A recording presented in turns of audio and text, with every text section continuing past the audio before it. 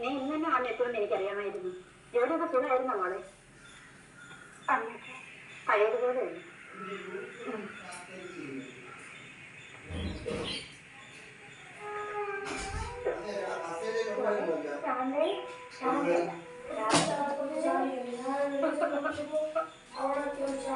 എന്റെ മോളെ ശാന്ത വന്നില്ലേ?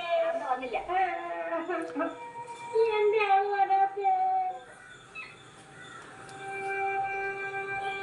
എന്താ കാര്യം വല്ലാതെ നിൽക്കുന്നേ?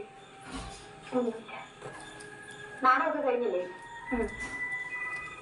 കാശ് കൊടുക്കാണ്ടവരെ ഞാൻ പറഞ്ഞു നിർത്തിയിരിക്കാം. ആ വാടകക്കാരനുണ്ടല്ലോ, അയാൾക്ക് പണം നാളെ തന്നെ വേണമെന്ന് പറഞ്ഞു. എന്താ?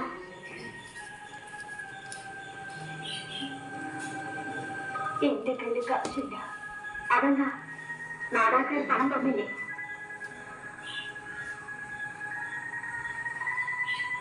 ഞാൻ അഭിനയിച്ച വേഷത്തിന് കണക്ക് പറയാൻ എനിക്ക് സാധിച്ചില്ല.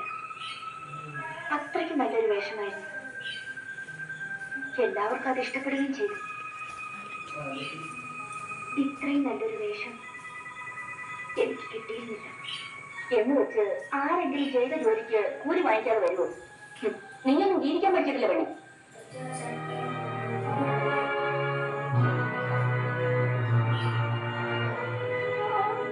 എനിക്ക് ജീവിക്കാനാണോ അറിഞ്ഞുകൂടാ, ഒരു അഭിനയിക്കാനോ?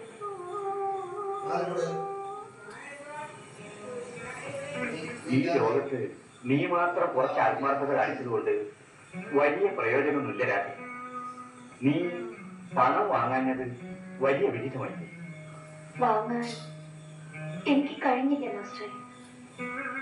നീ നിന്റെ തൊഴിൽ മറന്ന് അഭിനയത്തിൽ നിന്റെ ജീവിതം കൂട്ടിക്കലർത്തേണ്ട കാര്യമില്ലായിരുന്നു. പക്ഷേ ഞാനറിയാതെ സംഭവിച്ചു. എനിക്ക് ജീവിതം മടുത്തു.